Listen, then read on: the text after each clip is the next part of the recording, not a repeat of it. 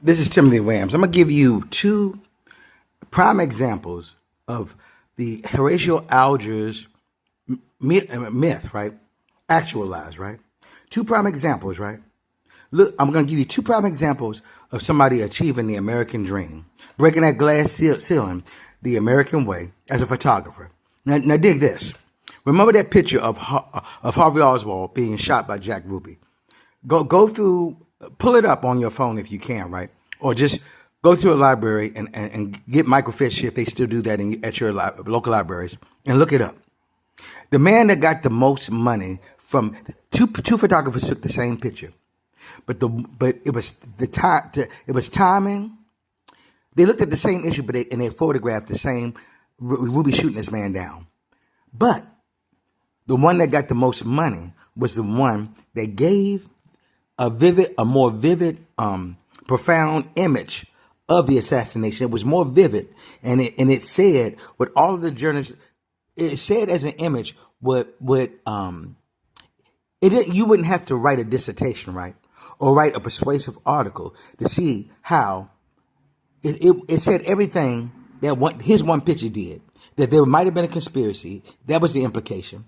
It also implied that people who were sympathizers of Kennedy, for Kennedy to get some justice, if he was in cahoots with them, it symbolized that he got the karma he deserved for killing like America's sweetheart, right? Because he was Camelot, he was the king of Camelot, Kennedy, right?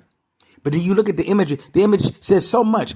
The one picture, the other one doesn't say so much. If you look at that same what the other photographer did, because they snapped a picture of the gunshot, but his kind of looks very different. And when they write the story, those who took that picture, the news story, they had to do more to embellish what the guy who won all the awards for his picture didn't have to do. With just one camera shot, his told more of a story that didn't have to be talked about metaphorically or literally. But the other guy that took that same picture, they had to work harder to convince the public that all the things that one picture did were just imagery alone. Not words, but imagery.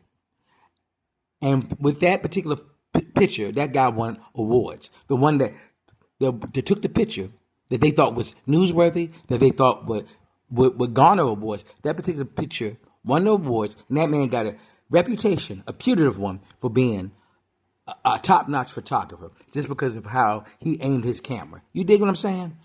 Now dig that. That right there is the Horatio Alger story, pretty much demonstrated through two photographers with two cameras. They were running the same race. It was just that timing and also angle is why he was able to break that glass ceiling, and he became the cameraman that he was so big as a photographer that he could have promoted Kodak cameras or Fuji cameras, because that picture was so stellar in the eyes of those who are newsmakers and who are pretty much, as Vance Packer says, the hidden persuaders. But you didn't have that picture. You don't have to talk it up or speak it up, because it addresses the issue in such a cogent and profound way that you don't need mere words to describe the imagery of that picture. You dig?